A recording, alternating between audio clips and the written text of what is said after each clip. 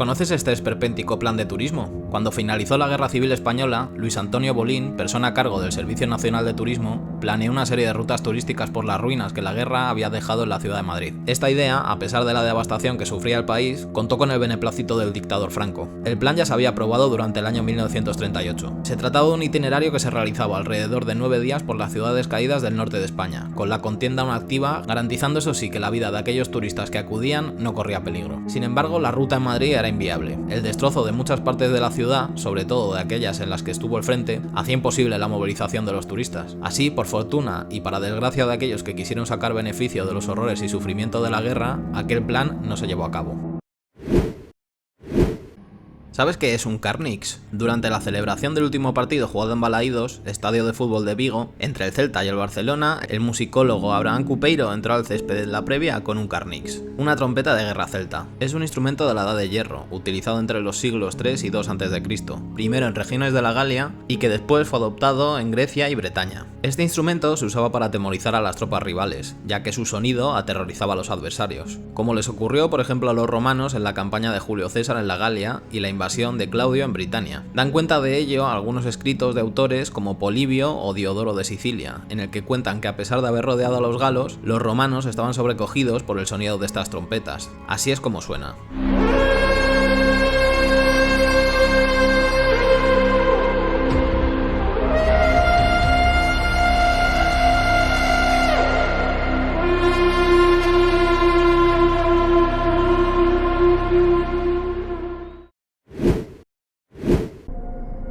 Una de las series más vistas de este año fue True Detective Noche Polar. Lo que quizá no conoces es que está basada parcialmente en un caso real. Era enero de 1959. Un grupo de estudiantes de ingeniería junto a un instructor se disponían a hacer una expedición con esquís por los montes Urales. Acamparon el 1 de febrero y desde entonces no se supo más de ellos. Llegó un equipo de rescate, que vio la tienda de campaña casi cubierta de nieve, abierta por dentro y vacía. En la jornada siguiente encontraron al primer cuerpo junto a unos cedros. Después, mientras la nieve se iba descongelando, a lo largo de unos meses comenzaron a aparecer nuevos cadáveres.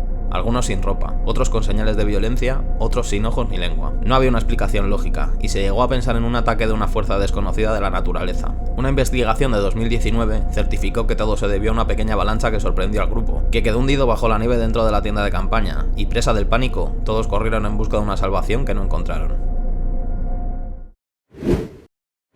¿Sabías que estas dos tradiciones no son españolas?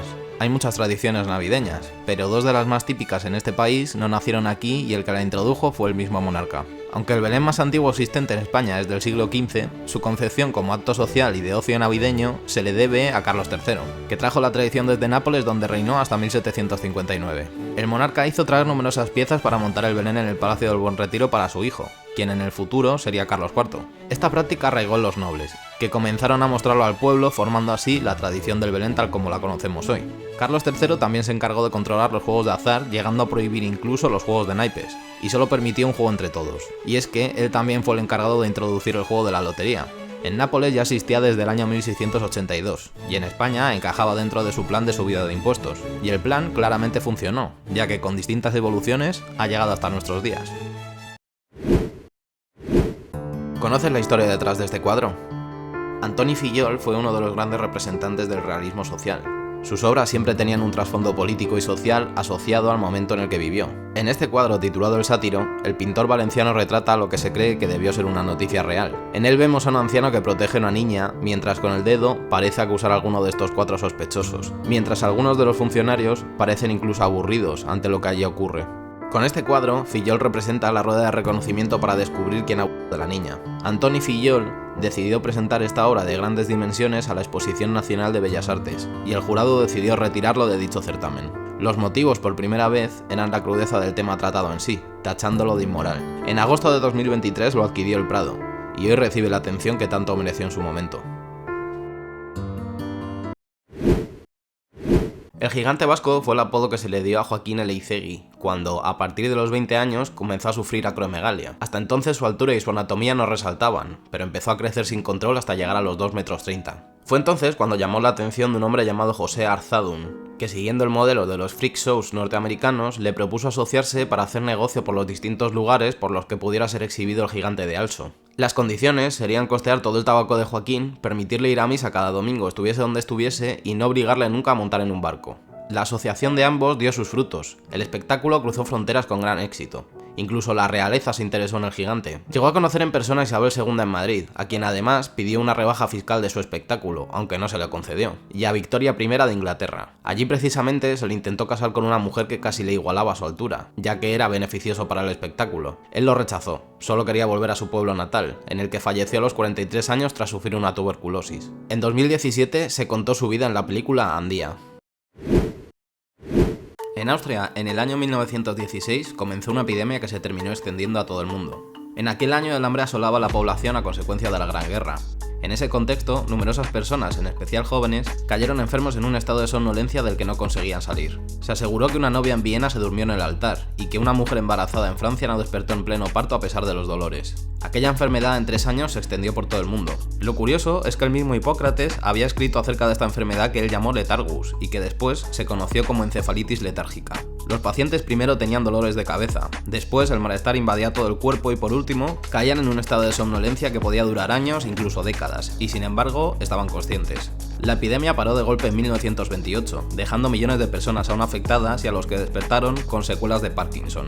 Aún hoy lo que lo causó sigue siendo un misterio.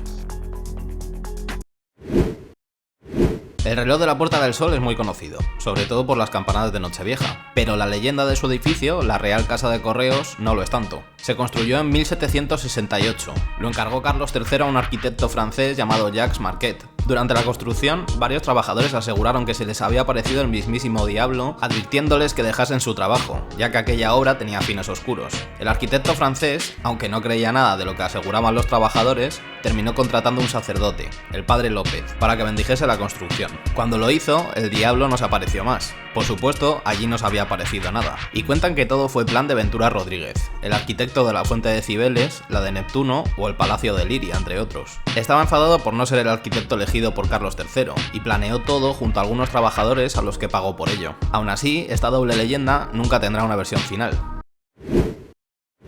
¿Conoces este antiguo manjar? La alimentación cambia mucho con el paso del tiempo. Algunos platos que antes se consideraban auténticos lujos, hoy nos parecen repulsivos, y un claro ejemplo es este manjar de la antigua Roma. Tradicionalmente, en la cultura mediterránea no existe el consumo de roedores. Sin embargo, hay una excepción: los lirones rellenos. A estos animales se los criaba en cautividad y se los engordaba dentro de una vasija con carriles a ambos lados a base de nueces, bellotas y castañas. Cuando el animal había engordado lo suficiente, se cocinaba al horno relleno de carne de cerdo y de su propia carne. Una vez cocinado, se servía con miel y semillas de amapola. Este era un plato que marcaba un estatus alto en la sociedad romana. Lo más curioso es que existen varios recetarios que van desde el Renacimiento hasta el siglo XVIII en los cuales se incluye esta receta, por lo que este manjar se siguió consumiendo. El cónclave más largo de la historia tiene miga. En 1268 hubo que buscar sucesor al Papa Clemente IV en Viterbo. La Capilla Sixtina aún no existía. Las normas entonces no eran como ahora. Los cardenales no estaban aislados y tardaban demasiado en elegir un papa. Como en año y medio no se pusieron de acuerdo, los ciudadanos de Viterbo presionaron a las autoridades, que decidieron encerrar a los cardenales bajo llave, racionarles la comida y retirarles el techo de la sala en la que debían hacer la elección. Aún así, tardaron otro año y medio en elegir sucesor. Tardaron tanto que uno de los cardenales no llegó a ver al nuevo papa, que finalmente fue Gregorio X. Este fue quien creó las normas del actual cónclave, nombre que procede del latín y significa precisamente con llave. ¿Sabes cuál fue el primer videojuego de la historia? La respuesta que casi todos conocemos es Pong, el juego al que todos hemos jugado alguna vez, creado en 1972. Sin embargo, en 1950 se creó el que por muchos es considerado como el primer videojuego de la historia. Su nombre fue Bertie the Brain, un ordenador de 4 metros de altura creado para la exhibición anual de Canadá. El objetivo del videojuego era ganar al ordenador a través de una pantalla táctil de cuadrículas a las 3 en raya. Además, tenía una dificultad ajustable. Después de la exhibición, el ordenador fue desmantelado y no quedó nada de él salvo algunas fotografías. Su creador fue un ingeniero canadiense llamado Joseph Cates, cuyo objetivo principal era promocionar el Aditron, un tubo electrónico que desgraciadamente para él no fue un éxito. ¿Hay tierra más baja que el nivel del mar? Pues aunque suene contradictorio, la respuesta corta es que sí. Esto es posible gracias a varias razones. Por un lado, por el movimiento de las placas tectónicas que crea depresiones. Pero también hay otros motivos como las erupciones volcánicas que pueden alterar el suelo, procesos de erosión y sedimentación o incluso la minería excesiva, ya que cuanto más se cava en el subsuelo, este se hunde poco a poco. Un ejemplo de lugar más bajo que el nivel del mar es la depresión del Turfán, en China. que se encuentra a menos 150 metros, o la ciudad de Jericó, en Palestina, a menos 240. El lugar más bajo de la Tierra se encuentra a orillas del Mar Muerto, entre Jordania, Palestina y Cisjordania, a menos 430 metros. ¿Sabes cuándo se coronó por primera vez el Everest?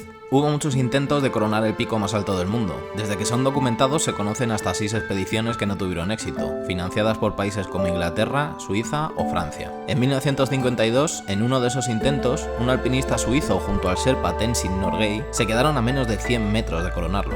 Al año próximo, una expedición inglesa volvió a intentarlo. 2 alpinistas hicieron el primer ataque, quedándose a 101 metros de lograrlo. La segunda oportunidad sería para Edmund Hillary, un apicultor neozelandés de 33 años, y para Tenzin, que ya tenía experiencia. El 29 de mayo de 1953, a las 11:30 de la mañana, lograron coronar por primera vez el pico del Everest. Después de lograrlo, ambos fueron noticia mundial y se convirtieron en estrellas por un tiempo. Ambos pensaron que nadie intentaría coronar de nuevo la montaña más alta del mundo. Desgraciadamente, viendo la masificación de los últimos años, se equivocaron.